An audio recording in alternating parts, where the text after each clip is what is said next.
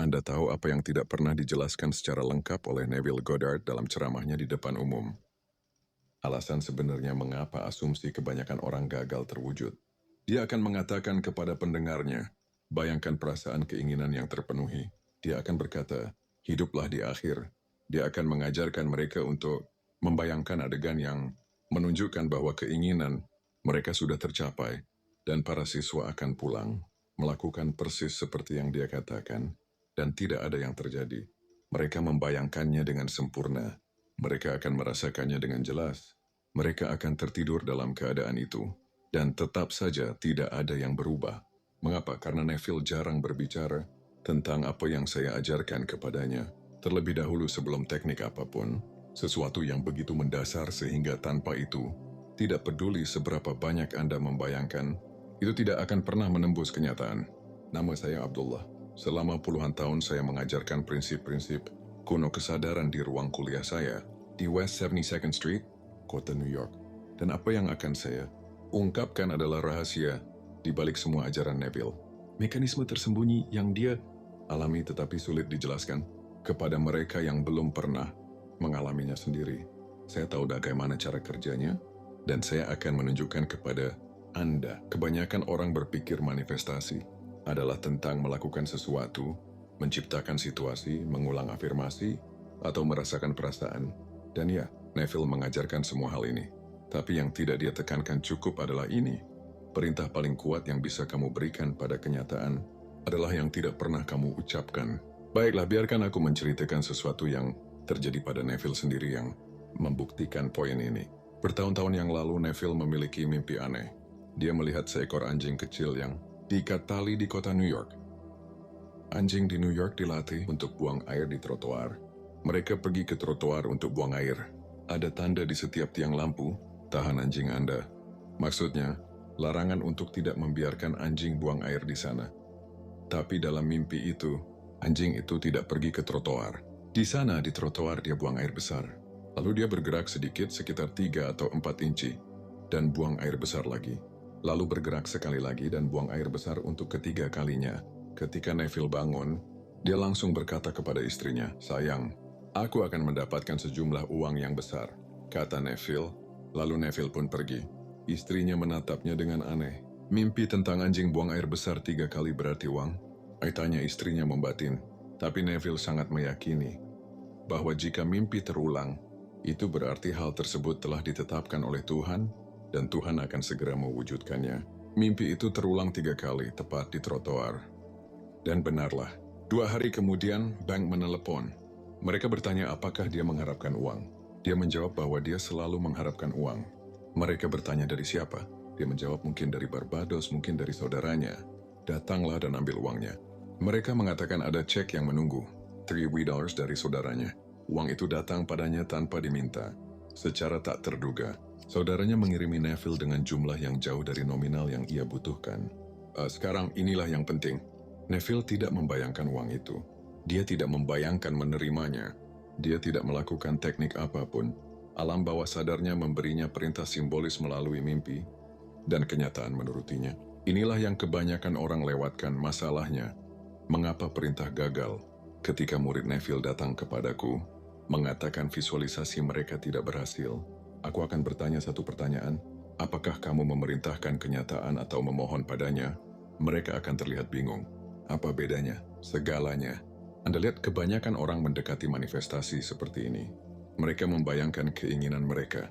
Mereka mencoba merasakannya. Mereka berharap itu akan terjadi. Mereka memeriksa dunia 3D untuk melihat apakah itu datang. Mereka bertanya-tanya apakah mereka melakukannya dengan benar. Mereka ragu. Mereka khawatir.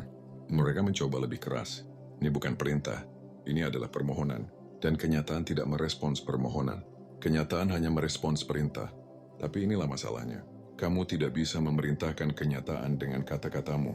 Kamu tidak bisa memerintahkannya dengan pikiranmu. Kamu bahkan tidak bisa memerintahkannya dengan visualisasimu. Kamu hanya bisa memerintahkan kenyataan dengan asumsi diam-diammu. Biarkan saya menjelaskan maksud saya melalui cerita yang sering diceritakan Neville, meskipun dia jarang menekankan poin utamanya. Setelah Perang Dunia II, Neville mengunjungi keluarganya di Barbados bersama istrinya dan putrinya. Dia hanya membeli tiket satu arah. tanpa memikirkan kesulitan untuk kembali. Berbulan-bulan kemudian, dia perlu kembali ke New York untuk komitmen ceramah pada awal Mei. Saudaranya, Victor, seorang pejabat penting di Barbados, di Pulau-Pulau Barbados, mencoba segala cara, tetapi hanya ada 2 kapal yang melayani puluhan pulau, dan ratusan orang sedang menunggu. Penyeberangan terdekat yang tersedia adalah September. Lalu apa yang dilakukan Neville? Ia pergi ke kamarnya di hotel pada sore itu. Ia duduk di kursi santai dan membayangkan kursi itu menjadi perahu kecil dalam imajinasinya. Ia merasakan irama air. Ia merasakan perahu itu menempel pada kapal besar yang berlabuh di teluk. Dia membiarkan saudaranya Victor mengangkat putrinya naik ke gangplang. Dia membantu istrinya naik. Dia mengikuti, merasakan setiap langkah. Setiap kali pikirannya melayang, dia mengembalikannya dan mengulangi tindakan itu hingga sampai di puncak, berbalik dan memegang sisi kapal, menatap Barbados dengan penuh kenangan. Dia melakukannya dengan diam-diam, tanpa kata-kata, tanpa pengakuan, hanya asumsi diam-diam. Aku sedang berlayar. Keesokan paginya telepon berdering. Perusahaan kapal uap Alcoa menelepon. Pembatalan dari Amerika. Tiket tersedia untuk tanggal yang tepat seperti yang dia bayangkan. Tapi inilah yang tidak cukup ditekankan oleh Neville. Dia tidak memohon kepada alam semesta untuk sebuah tiket. Dia tidak berharap ada tempat yang tersedia. Dia bahkan tidak meminta imajinasinya untuk menciptakan kemungkinan. Dia hanya memerintahkan kenyataan dengan diam-diam menempati posisi seseorang yang sedang berlayar. Dan ketika Anda menduduki suatu keadaan secara diam-diam, sepenuhnya tanpa kontradiksi, realitas tidak punya pilihan selain menyesuaikan diri. Pencerahan perintah diam-diam, inilah yang saya ajarkan kepada Neville. Sebelum teknik, sebelum metode, sebelum adegan, saya ajarkan padanya. Kesadaran adalah satu-satunya realitas, dan kesadaran tidak merespons apa yang Anda katakan atau bahkan apa yang Anda pikirkan. Kesadaran merespons apa yang Anda lakukan secara diam-diam. Sebagian besar orang mencoba mengendalikan kenyataan dengan kebisingan. Mereka membayangkan dengan keras, mengulang-ulang afirmasi, dan membayangkan dengan intens. Tetapi perintah yang paling kuat adalah yang diam. Asumsi yang Anda pegang begitu alami dan rasakan sepenuhnya, sehingga Anda bahkan tidak menyadari bahwa Anda memegangnya. Pikirkanlah, apakah Anda membayangkan memiliki hidung? Apakah Anda mengafirmasi bahwa Anda memiliki tangan? Apakah Anda membayangkan bernapas? Tidak. Hal-hal ini begitu sepenuhnya diasumsikan sehingga tidak memerlukan usaha, teknik, atau pemikiran. Mereka simply ada. Dan karena mereka simply ada dalam kesadaran, mereka simply ada dalam kenyataan. Inilah rahasia perintah yang diam. Ketika asumsi Anda begitu lengkap hingga menjadi diam, ia menjadi hukum. Biarkan saya menunjukkan betapa kuatnya ini dengan cerita tentang seorang pria yang dikenal Neville. Pria ini sedang mengemudi pulang dari kerja suatu malam, dan dia menyadari dia butuh uang ekstra. Tanggal 15 April akan tiba, hari ketika Uncle Sam menagih hutangnya.